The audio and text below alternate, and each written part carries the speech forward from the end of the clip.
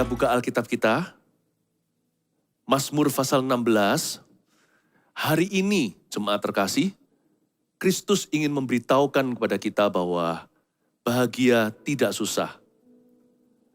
Roh Kudus mau berbicara ke hati Anda dan saya bahwa happy is possible. Bahwa sukacita itu sudah tersedia bagi anak-anak Tuhan, apapun keadaannya. Dalam segala situasi kondisi, you and I can choose to be happy in Jesus Christ. Bahagia tidak susah itu juga menjadi tema topik yang saya angkat di akhir pekan ini. Mazmur 16, isinya 11 ayat. Nanti saya baca per ayat, saya jelaskan ya. Miktam, dari Daud, judulnya di Alkitab kita Bahagia Orang Saleh. Kita beri judul khotbah ini, bahagia tidak susah. Miktam artinya golden psalm. Kita kurang ngerti artinya, apa sih miktam ini? Ternyata miktam itu artinya Mazmur yang emas. Golden psalm. Jadi ini adalah Mazmur yang tahan uji, tahan waktu, tahan cuaca, apapun sikon atau situasi kondisi. Miktam, the golden psalm, berarti kita bisa happy dalam segala situasi. Bahagia itu pilihan. Dan Alkitab mengatakan orang saleh itu berbahagia. Rugi jadi orang Kristen tidak happy. Tapi bahagianya orang Kristen itu definisinya beda dengan dunia. Sukacita itu bukan happy sementara. Sukacita adalah suatu bahagia sorga. Kebahagiaan Bapa. Hidup ini sementara, apapun ujian pencobaan. Kita tahu bahwa Tuhan menyediakan sesuatu yang lebih indah dan lebih kekal bagi Anda dan saya. Miktam ini dari Daud. Ternyata Daud sedang dalam masalah, jadi ini adalah Mazmur yang muncul di tengah-tengah problema. Makanya ayat 1 dikatakan, ditulis begini, jagalah aku ya Allah. Berarti Daud sedang dikejar sesuatu. Pernah nggak kita merasa kita dikejar-kejar oleh persoalan? Tidur pun nggak nyenyak, bangun pun rasanya tidak rela. Jagalah aku ya Allah, sebab padamu aku berlindung, berarti Daud sedang terancam. Indah bukan? Di Perjanjian Baru, seorang rasul, Rasul Paulus menuliskan bersukacitalah, sekali lagi bersukacitalah, langsung dari penjara. Suratnya di Filipi itu. Ternyata happy versi sorga tidak kenal situasi kondisi dan dalam segala keadaan. Ada sebuah kepuasan batin, ada damai sejahtera yang melampaui segala akal budi. Artinya damai yang gak masuk akal itu tersedia bagi anak-anak Tuhan. Sekali lagi rugi jadi orang Kristen kalau nggak damai hatinya. Tuhan mati bukan supaya kita masuk ke sorga saja. Tuhan mati supaya sorga masuk ke dalam hati kita. Memang ada sorga beneran. Sebuah tempat sesungguhnya di rumah Bapakku ada banyak tempat tinggal. Tapi juga ada suasana sorga itu bisa kita rasakan sekarang. Hubungan kita dengan Allah. Jagalah aku ya Allah, padamu aku berlindung. Padamu saja aku bersembunyi. Daud sedang di dalam sebuah masalah serius, dia dihimpit problema. Nyawanya bahkan terancam.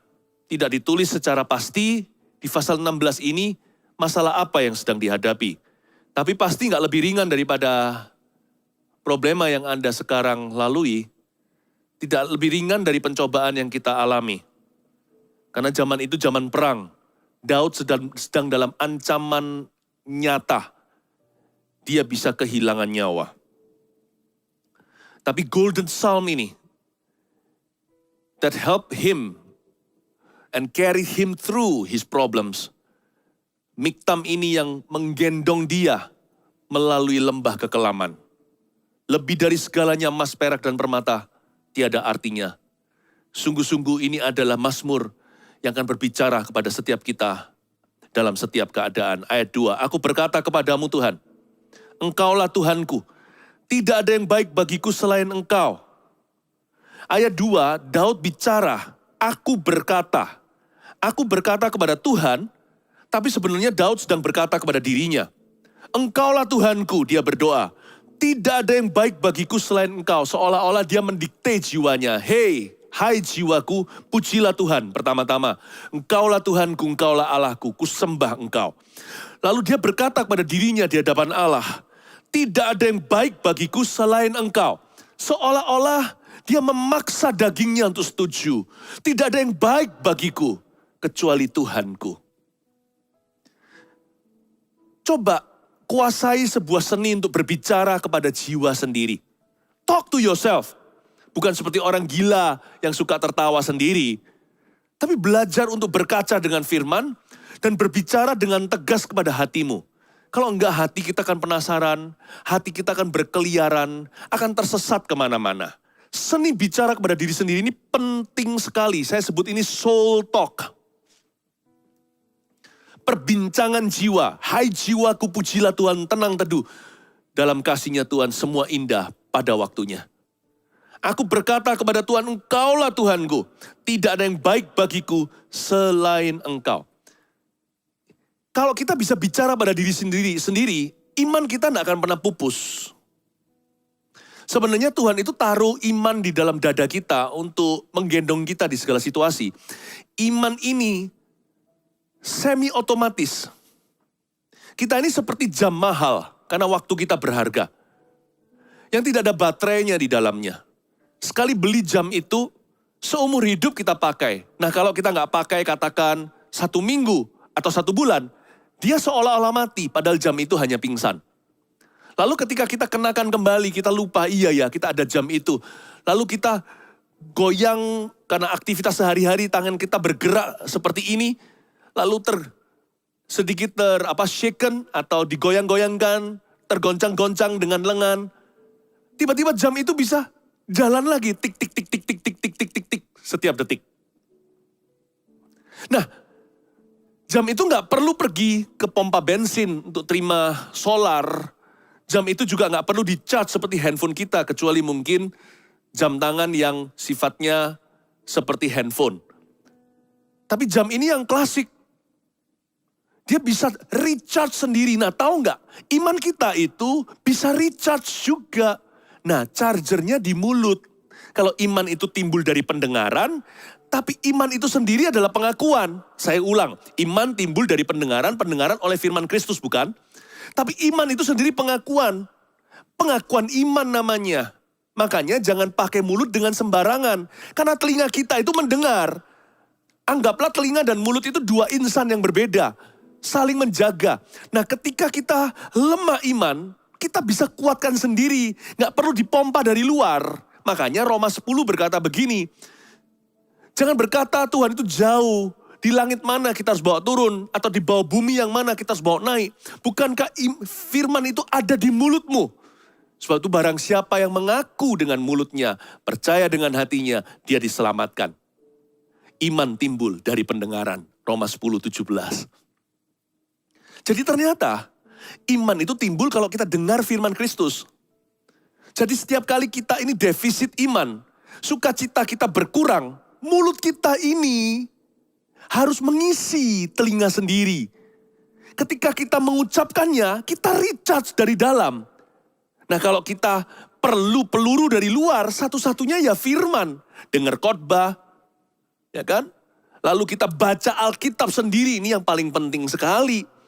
Waktu kita baca, renungkan, ucapkan, lalu sisanya sepanjang hari pengakuan iman. Dengarkan khotbah, hati kita berkobar-kobar, berapi-api seperti hari ini. Ternyata Tuhan telah ciptakan kita ini seperti jam mahal. Kita bisa recharge sendiri secara otomatis. Luar biasa Tuhan itu menciptakan dunia iman. Bahagia itu nggak susah. Detik Anda merasa kurang bahagia, Anda bisa hibur sendiri. Hibur dirimu dengan firman dari mulutmu. Karena itu jangan mengeluh. Karena itu jangan bersungut-sungut. Jangan ngomel melulu. Nanti gak masuk-masuk tanah perjanjian. Kalau kita lemah, kuatkan diri sendiri. Katakan, hai jiwaku pujilah Tuhan. Belajar soul talk. Belajar bicara kepada jiwa. Bicara kepada jiwa kita. Itu dia. Jadi bahagia itu nggak susah, nggak usah cari kemana, ke langit, ke jurang mana kita mencarinya. Dia ada di mulut kita. Happy or not happy, sometimes kadang-kadang hanya bergantung dengan pengakuan mulutmu dan mulutku. 快不快乐你自己安排. Bahasa Chinese-nya begitu. Sukacita atau enggak, atur sendiri. Atur sendiri per orang, per Kristen. Setiap orang Kristen punya pilihan. Ternyata Tuhan taruh happy itu di mulut kita. Do the soul talk. Lakukanlah perbincangan jiwa. Hai jiwaku, pujilah Tuhan. Aku berkata kepada Tuhan, Engkaulah Tuhanku. Langsung kuat imannya. Tiba-tiba Daud merasa bahagia dari dalam. I'm so happy gitu. Karena Engkaulah Tuhanku. Mungkin dia nyanyi karena Mazmur ini adalah lagu. Kaulah Tuhanku, Kaulah Rajaku, Kau yang termulia di bumi dan di surga. Ku sembah Kau Tuhan, ku sembah Kau Tuhan, ku puji, ku muliakan namamu. Ku sembah Kau Tuhan, ku sembah Kau Tuhan, ku puji, ku muliakan namamu. Golden Psalm, Miktam, lebih dari segalanya, ku ingin Kau Tuhan. Emas, perak, dan permata tiada artinya. You're my golden psalm. Ku ingin lebih dekat, bersekutu denganmu. Jadikan ku hamba setia kepadamu. Mulut adalah jiwa. Jiwa kita ada di mulut kita. Dan telinga kita mendengar dan nguping apa yang kita ucapkan dari lidah bibir sendiri. Dan itu yang menambah happy atau mengurangi happy. 快不快乐你自己安排. Suka gak suka, hati senang atau tidak. Atur sendiri, Tuhan sudah kasih sumber dayanya di mulut Anda dan saya. Aku berkata kepada Tuhan, ayat 2, Engkaulah Tuhanku. Tidak ada yang baik bagiku selain Engkau. Tidak ada yang baik bagiku selain Engkau. Ternyata dalam hidup ini, mengenali apa yang tidak baik bagi kita, sama pentingnya dengan kenal apa yang baik untuk kita. Jangan hanya pikirkan apa yang baik untuk Anda. Renungkan juga kira-kira lalu pastinya apa yang kurang baik dan tidak baik untuk hidupmu. Dan Daud berkata tidak ada yang baik bagiku selain Engkau, tentunya dia bukan basa-basi, tentunya dia sudah hitung-hitungan.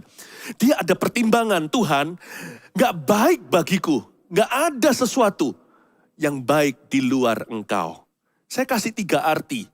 Tidak ada yang baik bagiku selain Engkau. Yang pertama, Daud berkata seperti ini. Selain Engkau, di luar Engkau, aku bukan orang baik. Daud itu mungkin sudah merenungkan ya. Di masa-masa susah dia refleksi diri. Dia mencoba untuk evaluasi hati. Makanya juga keluar ayat-ayat seperti ini di Mazmur, selidiki aku. Lihat hatiku, apakah aku sungguh mengasihimu? Apakah aku sungguh mengasihimu, Yesus? Itu dijadikan lagu hari ini. Lagu pujian. Coba lihat apakah ada jalanku yang serong. Rasanya Daud merenungkan diri. Di masa-masa terhimpit, biasanya orang lebih jujur dengan dirinya. Dan Daud berkata, tidak ada yang baik bagiku selain Engkau. Seolah-olah dia berkata begini, aku ini bukan orang baik ya Tuhan, di luar Engkau. Coba bisa prediksi daging sendiri. Setiap orang itu punya bibit bobot bebet. Setiap orang itu punya sifat lama. Setiap orang itu punya kecenderungan. Setiap orang itu bukan hanya punya bakat-bakat alam. Dia juga bakat dosa. Mungkin sebagian orang berkata, kalau dia jujur dengan dirinya, apa maksudnya tidak ada yang baik bagiku selain Engkau? Di luar Engkau Tuhan, aku ini bisa-bisa jadi pembunuh. Karena aku ini emosian. Kalau sudah marah mata gelap. Sebagian lagi berkata, kalau bukan karena Engkau, di luar Tuhan aku so pasti menjadi pencuri. Karena saya ini tidak tahan dengan godaan. Saya ini selalu mengingini. Mungkin saya seorang pezina. Kadang-kadang ya jangan pikirkan Anda bisa jadi apa sesuai dengan rencana Allah. Coba bandingkan. Kalau Anda tidak dalam rencana Allah, kira-kira jadi momok seperti apa atau monster seperti apa. Supaya kita tuh bahagia di mana kita berada. Supaya kita tidak ingin lebih. Belajar berterima kasih dulu. Wow, aku gak jadi begitu aja sudah super terima kasih. Saya kadang-kadang merenung loh. Saya kalau nggak jadi pendeta, kalau saya nggak ditemukan oleh Tuhan, kalau saya nggak bertobat di tahun 1992, kalau saya nggak dipenuhi Roh Kudus dengan berkat Pentakosta pas saya tahun 1995, kalau saya hari ini tidak melayani Kristus dalam rencananya, kalau saya tidak berkeluarga dengan baik hari ini, kalau saya tidak punya gereja yang menjaga saya, demikian pula saya jaga gereja itu, yaitu Anda. Kira-kira saya jadi apa ya? Philip Mantova jadi orang seperti gimana? Oh, saya ini dulu begini, begitu. Sifat saya begini. Saya punya kecenderungan, tendensi itu suka emosi. Saya nggak berani berpikir, monster seperti apa saya akan jadi. Dan saya berkata, thank you Tuhan untuk hari ini. Supaya kita nggak berambisi. Kadang-kadang orang itu kan nggak puas dengan dirinya sendiri. Maunya lebih, mau ini, mau itu. Boleh sih kalau itu untuk visi. Tapi kadang-kadang semata-mata ambisi atau tergesa-gesa, terburu-buru. Maunya cepat, maunya bypass proses Tuhan. Maunya segera sempurna. Hitung berkat itu jangan hanya di depan. Hitung berkat juga yang di belakang. Karena Tuhan, aku tidak jadi orang yang demikian. Karena Kristus, aku tidak jadi monster itu. Tidak ada yang baik bagiku selain Engkau. Artinya selain Engkau, aku ini bukan orang baik di luar Tuhan. Di luar Engkau, aku ini orang jahat. Aku bisa prediksi daging sendiri. Yang kedua, artinya semua yang baik adalah dari Engkau. Count your blessing, name them one by one. Mulai hitung berkatmu satu persatu. Semua yang baik ini dari Engkau. Lihat, aku punya kesehatan. Bukan berarti orang yang sakit dikutuki Tuhan. Enggak. Dia pasti punya sesuatu sekalipun dia sakit yang aku enggak punya. Dia pasti memiliki sesuatu karunia. Kasih karunia dari Allah yang aku enggak miliki. Pokoknya, apa yang kupunya ini, aku mengakui. Tidak ada yang baik bagiku selain Engkau. Itu artinya semua yang baik yang ada padaku adalah dari Engkau ya Tuhan. Aku punya istri yang cinta Tuhan dan mengasihi saya apa adanya. Puji Tuhan. Kalau yang belum menikah, nggak bisa bersyukur untuk pasangannya. Tapi paling tidak Anda bisa mensyukuri kehidupan Anda. Dan apa yang Tuhan telah percayakan. Aku bersyukur untuk teman. Aku bersyukur untuk pekerjaan yang kumiliki. Semua yang aku miliki ini, semua yang baik dan sempurna adalah dari Engkau. Tidak ada yang baik bagiku selain Engkau. Itu artinya begitu. Yang ketiga, tidak ada yang baik bagiku selain Engkau itu berarti apa baiknya semua itu tanpa Engkau? Buat apa seseorang memperoleh seluruh dunia tapi kehilangan nyawanya? Every blessing is of small or no value to me without a relationship with you. Semua berkat, semua nikmat yang kumiliki ini, apa artinya semuanya ini? Tanpa Engkau, Tuhan Yesus. Itu maksudnya tidak ada yang baik bagiku selain Engkau. Saya nggak bisa bayangkan, kalau hari ini hidup yang saya hidupi ini tanpa Anda. Apa artinya? Coba bayangkan keluarga Anda. Kalau Anda bisa nikmati mobil baru, rumah baru, tapi keluarga Anda mati semua. Pasti kangen setengah mati, bukan? Lihat pakaiannya, lihat ruangnya, kamarnya. Lihat tempat biasanya kita bersama, kumpul di situ. Apa artinya? Apa artinya kita punya uang sejagat raya? Kita dapat semua barang yang kita dambakan. Tapi kalau teman kita semuanya meninggalkan kita. Meninggalkan kita bukan karena kita, kalau kita ditinggalkan orang karena kita taat sama Tuhan. Yang gituan kita nggak perlu orang begitu. Kasih Kristus cukup bagiku. Tapi Tuhan juga memberikan kepada kita orang-orang yang sepadan dengan kita. Orang-orang yang sama-sama mensyukuri berkat Tuhan dalam hidup ini. Orang-orang yang bisa menikmati bersama dengan kita kasih karunia. Apa artinya semua doa kita dijawab? Tapi kalau orang-orang yang kita kasih dan mengasihi kita meninggalkan kita. Coba bayangkan.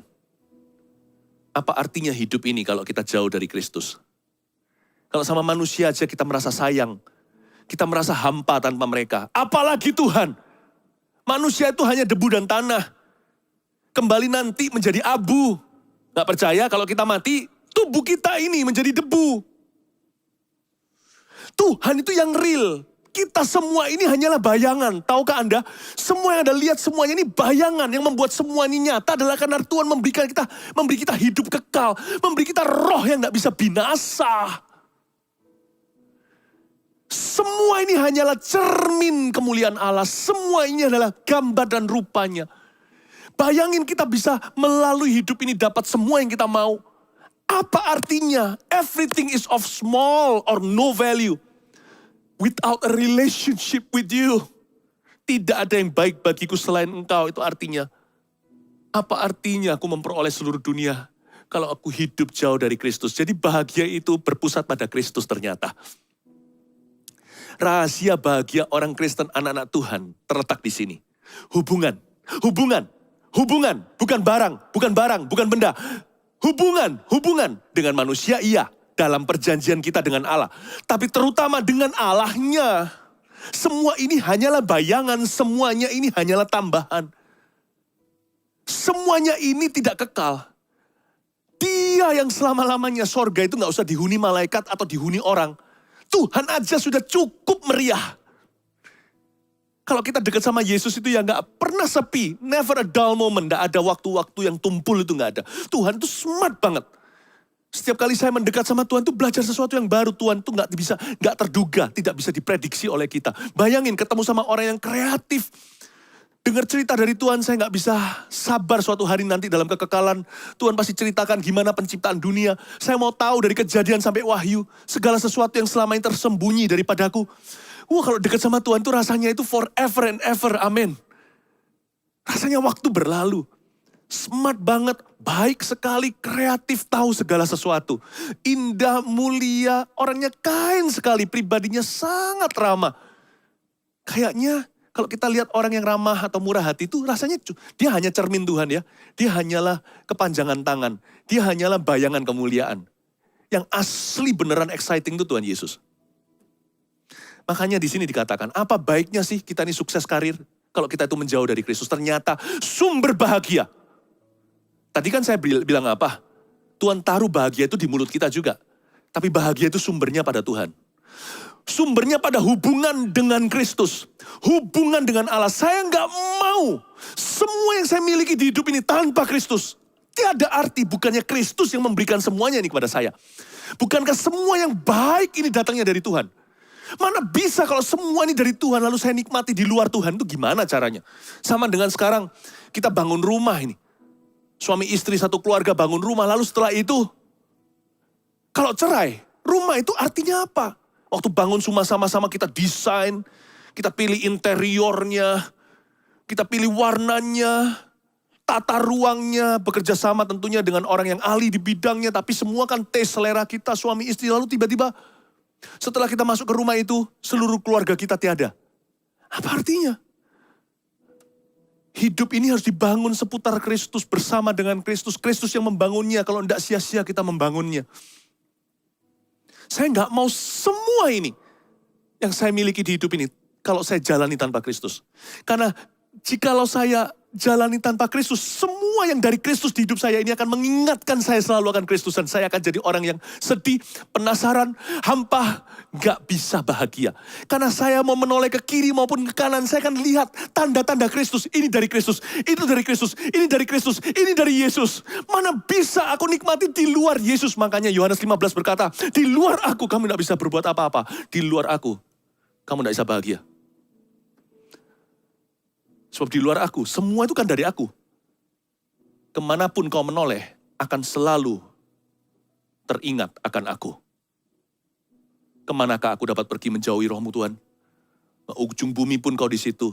Ke awan-awan pun kau di sana. Semua ini dari engkau. Dan mengingatkan aku akan engkau. Saya tidak mau jalani hidup saya yang sekarang ini tanpa Kristus. Kristuslah sumber bahagiaku. Itulah sebabnya harus jadi prioritas nomor 1 dalam hidup ini kalau kita mau bahagia. Bahagia itu gak susah. Bangun hubungan dengan Tuhan. Udah, titik. Mulai dengan titik itu. Kita bangun hidup ini. Bangunlah dengan Tuhan Yesus. Bangunlah hubungan dengan Tuhan. Itulah permulaan bahagia.